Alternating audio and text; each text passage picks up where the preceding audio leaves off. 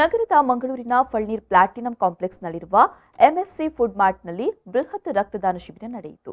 Red cross society, United blood Karnataka, Lions club Mangaluru Kudla ಇದರ ಸಹಭಾಗಿತ್ವದಲ್ಲಿ ಫಳ್ನೀರ್ನಲ್ಲಿರುವ MFC food mart ಈ ರಕ್ತದಾನ ಶಿಬಿರವನ್ನು ಆಯೋಜಿಸಿತ್ತು.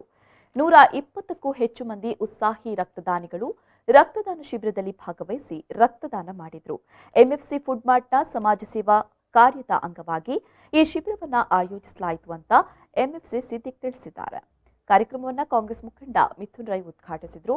ಕಾರ್ಯಕ್ರಮದಲ್ಲಿ ತುಳುನಾಡು ರಕ್ಷಣಾ ವೇದಿಕೆಯ Yogesh Kumar Jeppu, lion NJ Nagesh Kumar, Shahan SK, NSUI ಮುಖಂಡ ಅಹ್ನಾಬ್ ಅಹ್ಮದ್, ಸಂಜನಾ ವಿಶೇಷವಾದಂತಹ ಒಂದು ಕಾರ್ಯಕ್ರಮವನ್ನು ಇವತ್ತು ನನ್ನ ಸ್ನೇಹಿತರಾದಂತಹ ಸಿದ್ದಿಕ್ ರವರು ಹಮ್ಮಿಕೊಂಡಿದ್ದಾರೆ.